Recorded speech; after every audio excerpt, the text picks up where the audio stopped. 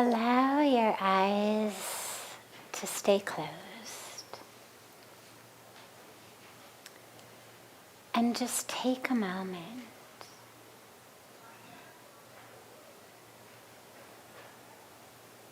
and allow yourself to anchor within.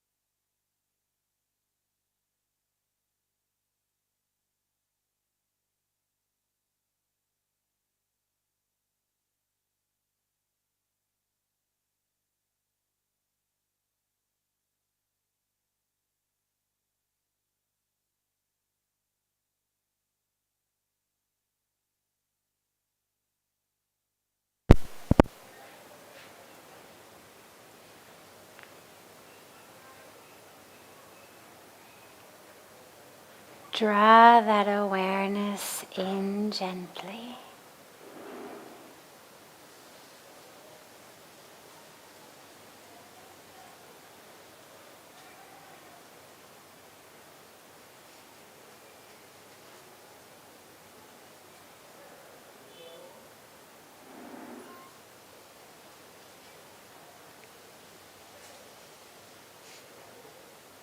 Allow the awareness to merge with your breath. Don't try to change that breath, but just allow yourself to become fully aware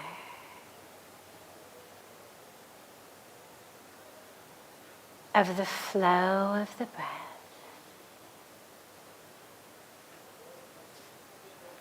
Allow the awareness to follow that flow of the breath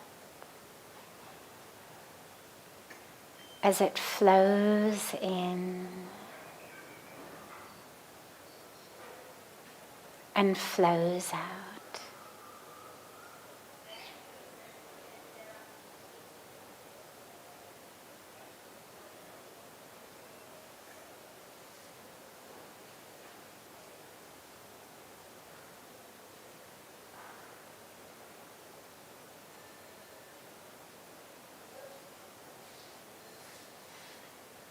If the mind gets attracted by some distraction, just bring it back.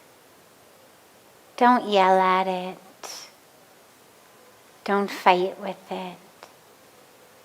Just draw it lovingly and gently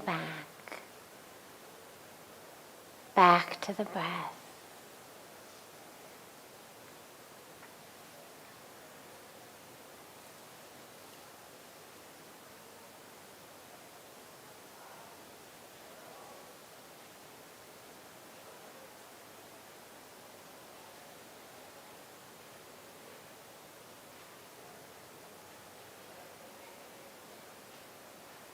And as you breathe, allow that awareness and the inhalations and the exhalations to anchor in a sacred energy center just below the navel called the Swadhisthana chakra. It's just about 2 inches below the belly button. And as you inhale, take your inhalations from that sacred energy center. And as you exhale, feel yourself dropping deeply into that center. Swadhisthana literally means in Sanskrit, the place of the self. So we inhale from the Swadhisthana chakra.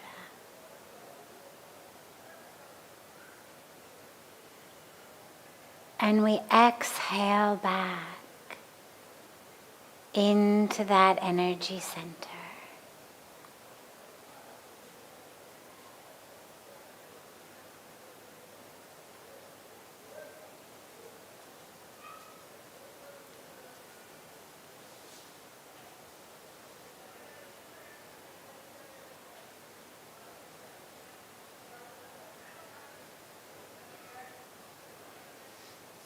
From the next inhalation, as you inhale, allow the breath to gently rise from that Swadhisthana chakra.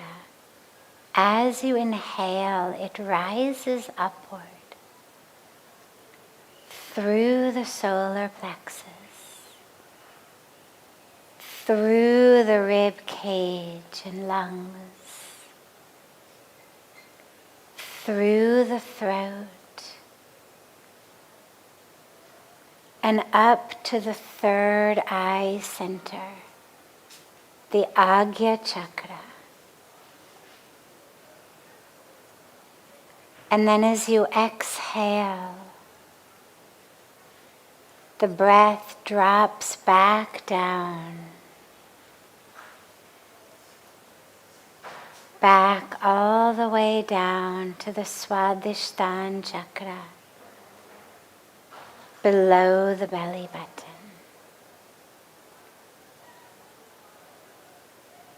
Allow the breath to rise and fall at your own pace. And if you can't carry it all the way to the third eye on one smooth and unbroken inhalation, don't worry. Just carry it as high as you gently and naturally can. And then let it go back, dropping back down into the Swadhisthana chakra.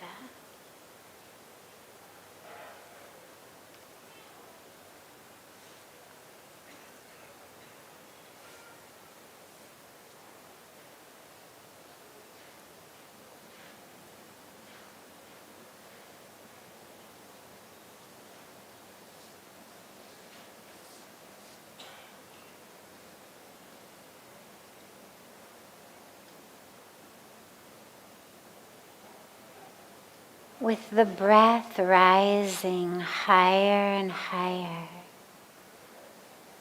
on each inhalation, drawing that power of prana and the power of attention and intention up to the third eye.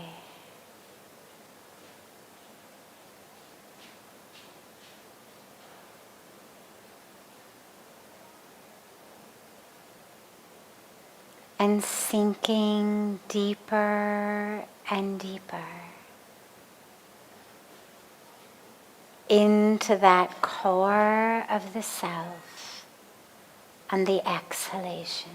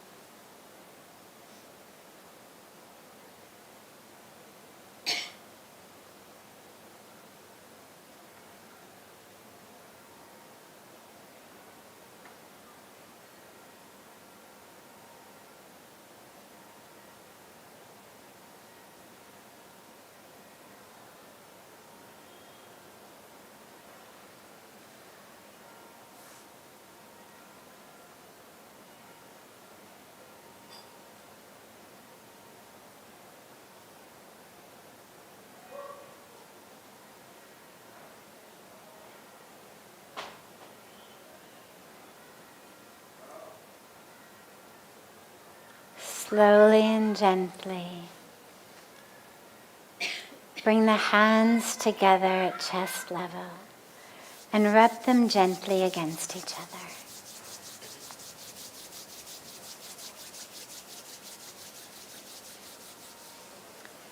Press the palms of your hands into your closed eyes.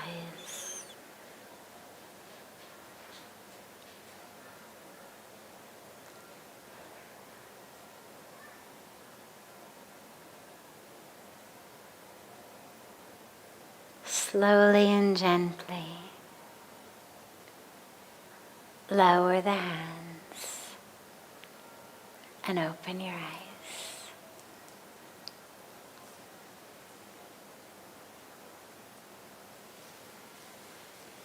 Welcome to Satsang.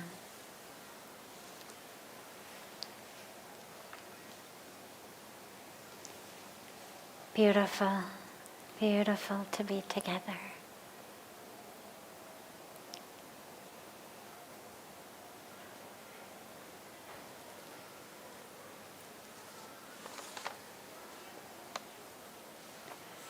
Starting as always with one of our questions that's come in advance, and then we'll open it up to any questions that anyone here might have.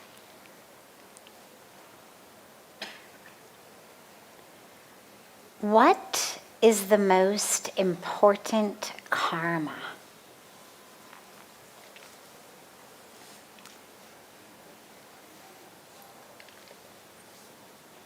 So, karma means action. Karma is an action. What we get in reaction to the actions is what we call the karmic fruit. When people talk about getting good karma or bad karma, it's not actually semantically correct. I'm not a big stickler for semantics, but what you receive is the fruit of the karma. What you do is the karma itself.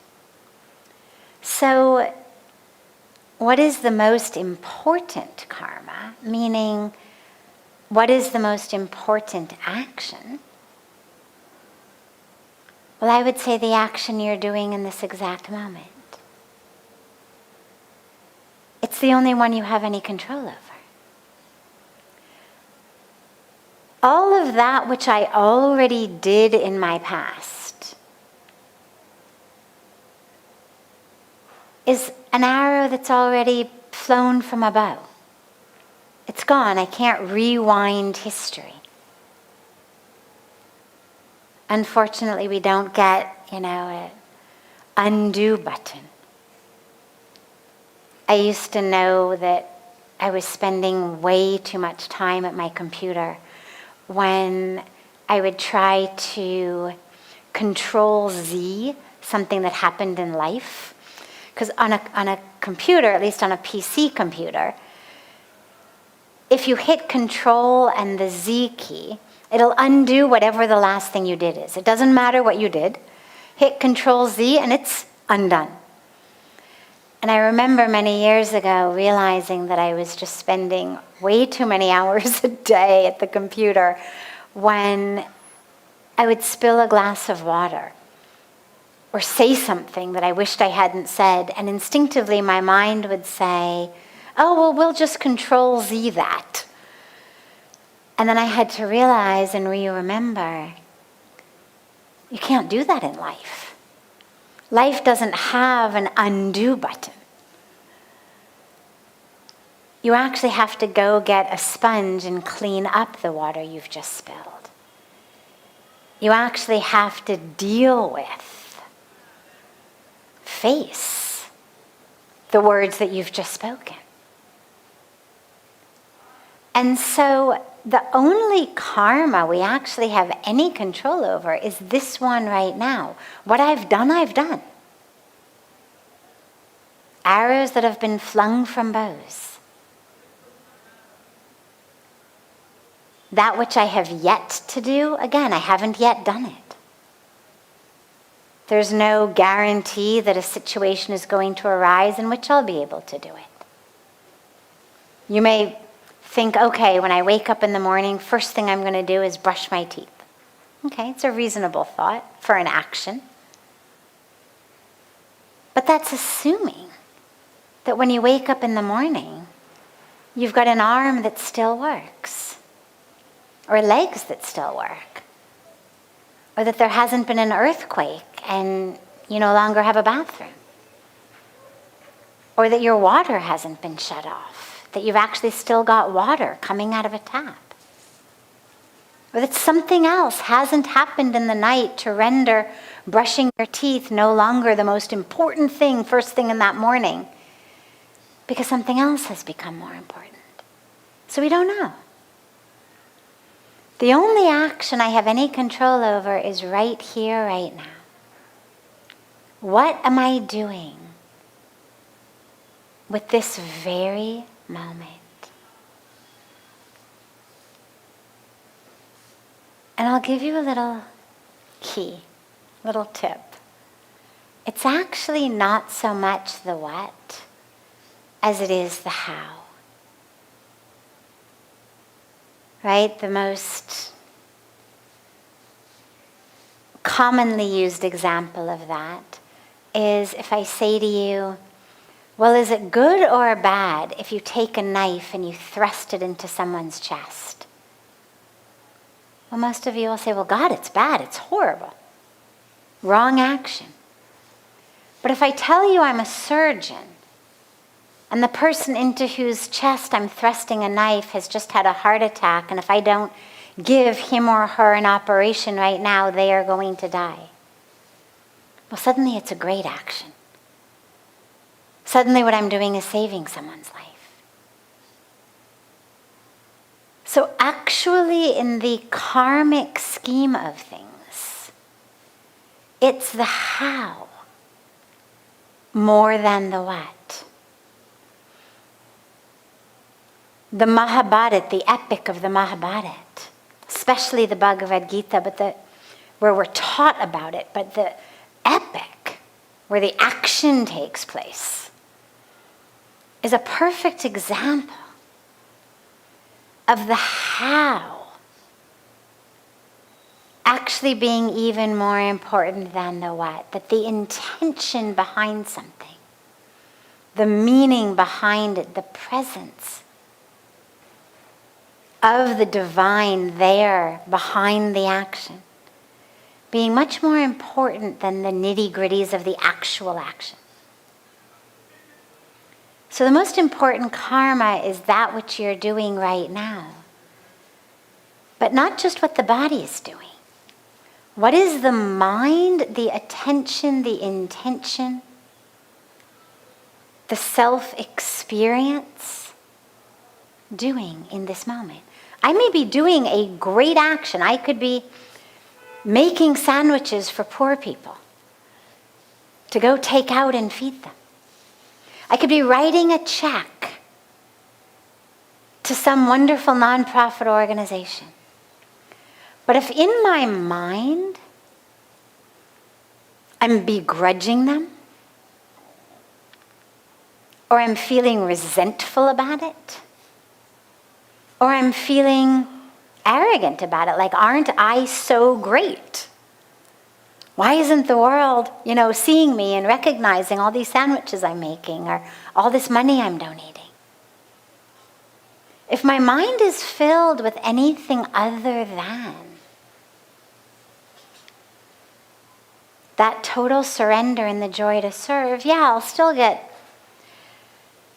what we call punya, sort of karmic bonus points for having done the right thing. But not nearly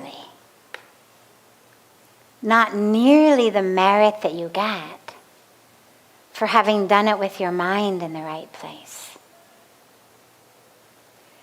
There's that great story of the two friends two guys who were going to spend the evening together. And one of them says, I have a perfect idea for our evening together. Let's go to the brothel. And the other one says, God, no, of course, can't go to the brothel. That's sinful. We should go to the temple instead. The first man says, you only live once. I'm going to the brothel. And he heads off to the brothel, and the other guy, thinking, oh God, I can't believe I was ever friends with somebody like that, heads off for the temple. So the first one spends the night in the brothel doing what they do in brothels. The other one spends the night in the temple praying. Some point later, they both die. They find themselves heading into the afterworld. The one who went to the brothel finds himself escorted into the heavenly realms. And the one who went to the temple finds himself escorted into the lower realms. And of course, he's furious. He can't believe it. Like, how is this possible? And he takes it up with God, furious. I did all the right things. This guy went to the brothel. You took him into the heavenly realms. I went to the temple. Where am I stuck now? And God said, you were in the temple. Your body was in the temple. But you spent the entire night sitting in the temple thinking about that guy in the brothel. He went to the brothel. His body was there. But he spent the entire night thinking about you in the temple.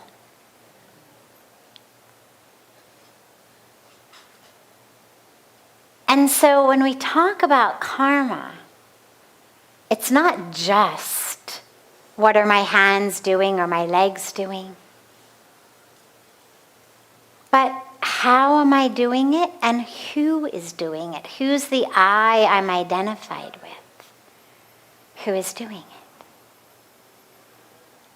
And the only karma I have any control over is right here and right now. So you make this very moment one that is filled with awareness, with consciousness, with love, with truth, with sincerity. And then that moves into the next moment. And you fill that one with awareness and consciousness and love and truth. And that moves you into the next moment. And the next moment. And then each moment becomes your most important karma. And before you realize it, you've created your entire destiny from those actions, moment by moment.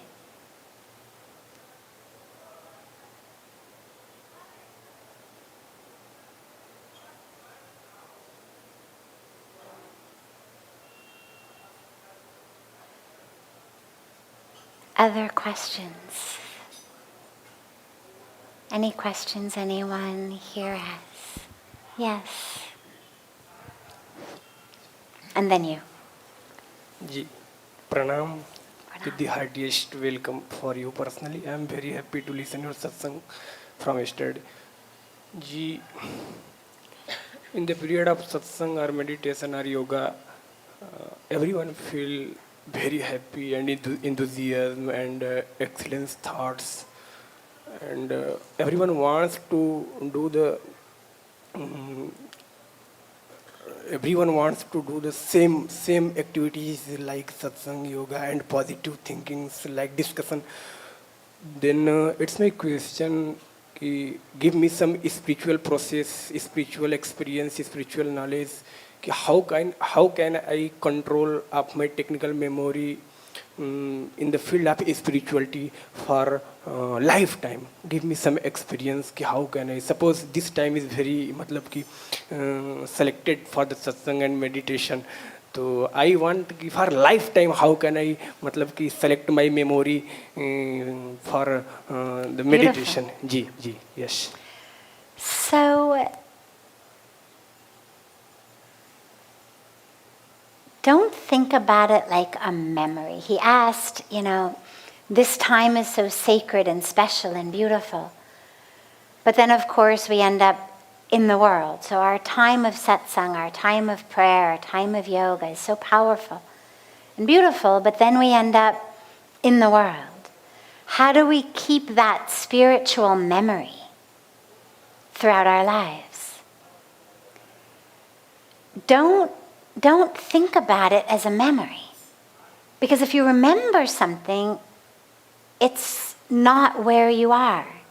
So if I sit here and I think, God, I remember those bagels that I ate when I was in America. Those were so good. God, yeah, why don't they have bagels in India? God, right. So, yeah, my mouth might be watering with the thought of a bagel, but I'm not actually benefiting in any way. I'm not eating the bagel, I'm not enjoying the bagel, I'm not being nourished or nurtured by the bagel in any way. All it's done is it's drawn a wedge between me and the present moment, where there isn't a bagel. Spirituality only exists in the present moment. So you don't want to turn it into a memory. Because then what it's essentially saying is there was a moment more perfect than the present one. And I need to not be in the present moment because I need to be in that past moment, which was better. Spirituality is all about the present moment. Because you cannot actually be happy or peaceful or in samadhi, or in any of these states that we aspire to, yesterday or tomorrow. You can only be in it right here, right now. You might have had the experience then, but if you're not having it now, the fact that you had it then doesn't benefit you now. I can't re-experience that from yesterday just by remembering it. I have to have it right here, right now.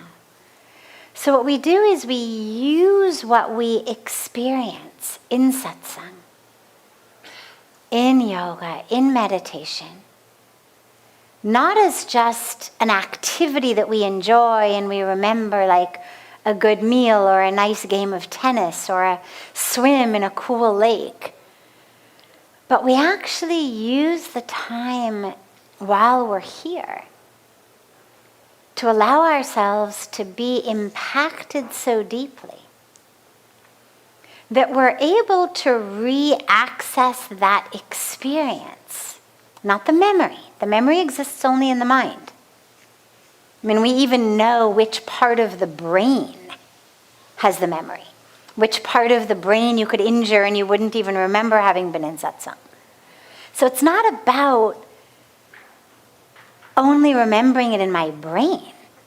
It's about an experience in my energetic being that I can actually come back to. It's like, close your eyes for a moment, everyone. Just close your eyes. Now think about someone you love very deeply in the world. Could be romantic love, could be a family member, could be a guru, could be anyone, could be a best friend, it doesn't matter who it is. But just think of someone you love deeply and fully. And just think about them for a few moments.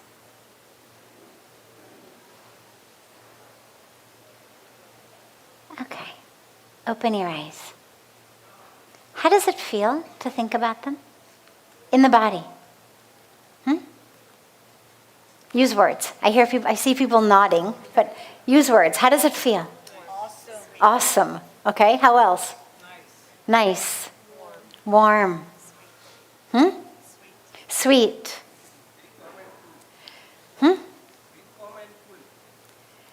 It's an experience of warmth, of sweetness, of awesomeness, of niceness, of all of that love is about. Now, it's not a memory. Even if that person that you're thinking of is no longer in their body or not with you in the moment, when you think about them, it's not about a memory of the brain. It's an experience you're having in the energy of the body. And that is what gives you that experience, that feeling. Because you're back there. You love them in this moment, whether they are here with you or not. You are loving them in this moment. In the same way, what you need to do is be able to have that experience of connection, of anchoring, of truth. I mean, that's what we experience here. It's not my words. If I find you all in your rooms or where you're staying or at dinner a few hours from now and I say, quick quiz, what did I say? Now, some of you may remember a few words, but if you're like most of us, the majority of the actual content, the actual words, is not going to stay with you very long. But the felt sense experience will. So if I get you and I say, quick, what did I say? Give me the questions. What were the questions? What were the answers? You'd probably have a really hard time. I know I always have a hard time. People will ask me, what happened in satsang? And I don't remember. But the feeling, how was satsang? We feel it again.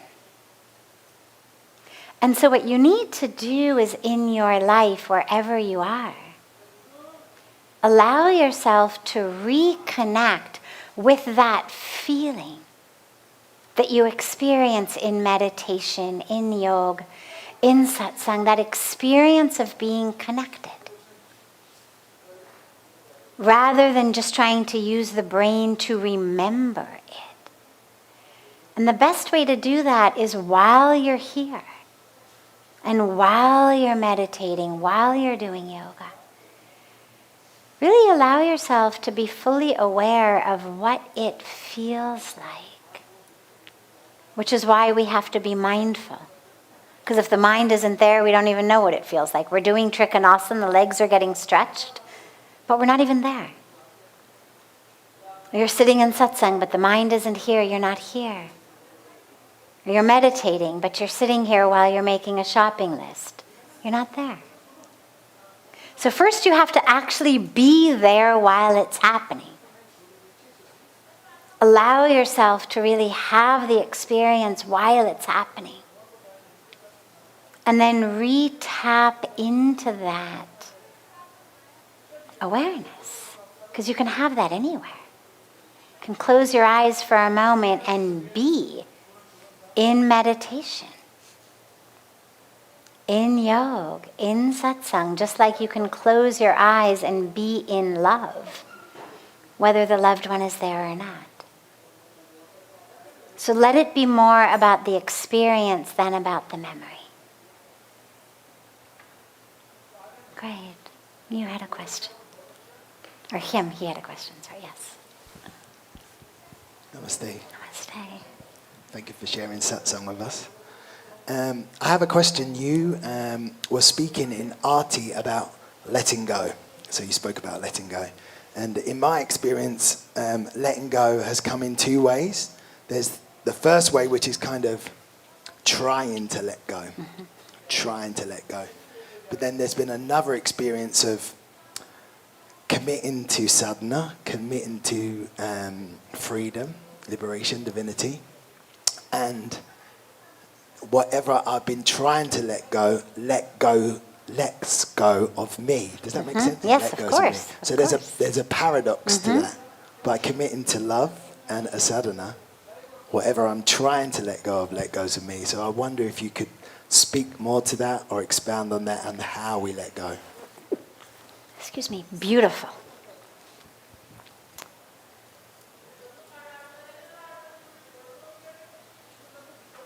Letting something let go of you instead of forcing it away. It's beautiful. And you're absolutely right, it works like that. I frequently speak about non-attachment or detachment as not something that we're supposed to do by literally pushing something away, but rather we're supposed to do it by reattaching ourselves to the divine, such that that which we're attached to, the little things, automatically dissipate.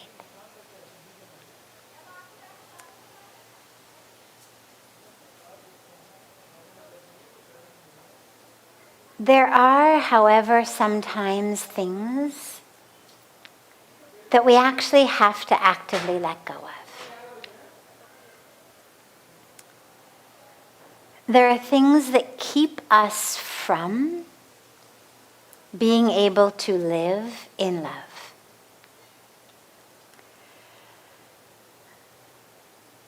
And I find that the more that we consciously let go, not violently, it's not the rip off a Band-Aid sort of shock experience, but it's an offering. It's an offering of that within us which is holding us back. That the more you do that, the more you are telling your own mind, I want to be free of that. Which means the more that the mind tries to bring that up, there's already an awareness that says, I let that go. I gave that to Ganga today. And so to be able to sit at the Havan ceremony, at the fire ceremony, and as you offer into the fire to literally, and it's not always something specific. A lot of times on a personal level, it's just ego, ignorance. So it's not about forcibly trying to get the brain to wrap itself around something. Yeah, sometimes something is there and you don't have to wrap yourself around it. It's right there. And you offer it. You just let it go. Could be something little, could be something that feels big, but whatever it is, it's there in the center of your mind, right? And you don't want it there. It's like if I say to you, okay, close your eyes. We're going to meditate. And whatever you do in this sacred, holy meditation, just don't think about pink elephants. Okay? Whatever you do, no pink elephants. Okay? Meditate on whatever feels right, but just no pink elephants.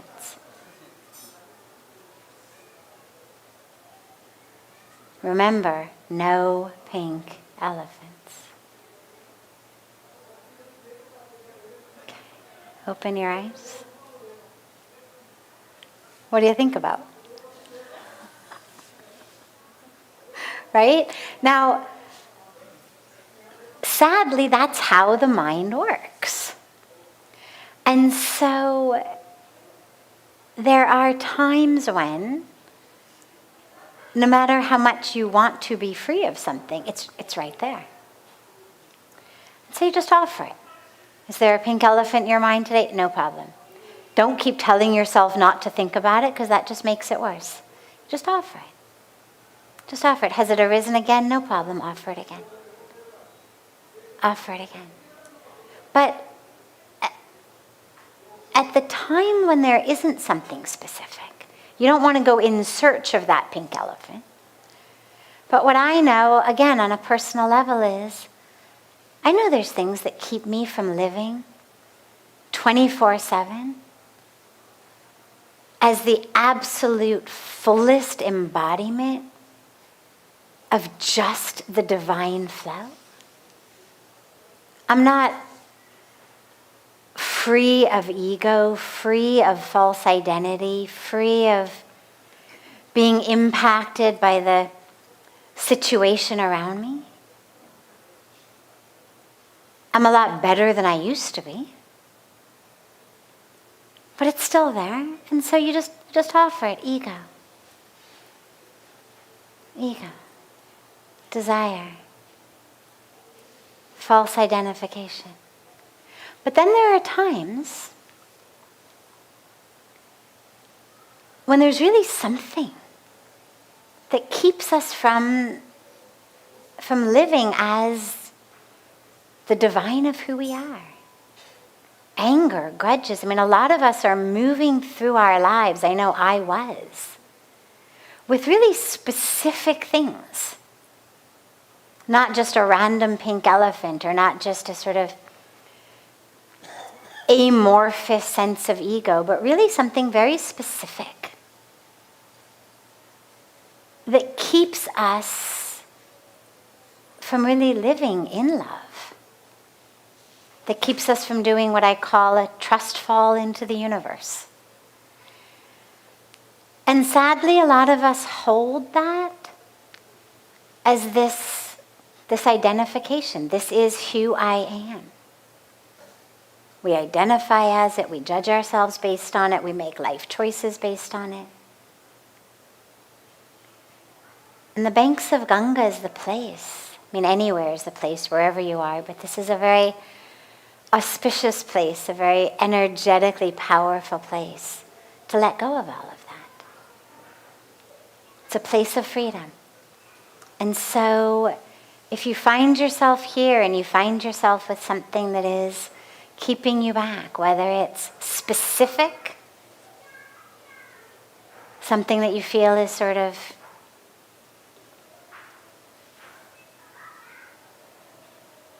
strangling you, keeping you in its grip, or whether it's just a kind of amorphous, low-grade sense of, yeah, I've got a little too much ego, or yeah, I've got a little too much fear, or yeah, I live a little too much in the past. Whatever it may be, offer it to Ganga. And, as you said so beautifully, commit yourself to love, commit yourself to truth. It will absolutely automatically dissipate and fizzle out. But if you can do some conscious offering, it's really powerful. And from my side, I've seen it sort of allows the universe to know you're serious about this being free thing. That you really are ready to let go of that which has got you stuck. And you're in the right place. Beautiful. Are you here with us tomorrow? Ab kal bhi hai apne saath. Will you be with us tomorrow evening? Wonderful. So we'll start tomorrow evening with your question. आपका सबसे पहले लेंगे कल. Have a beautiful, beautiful rest of your evening.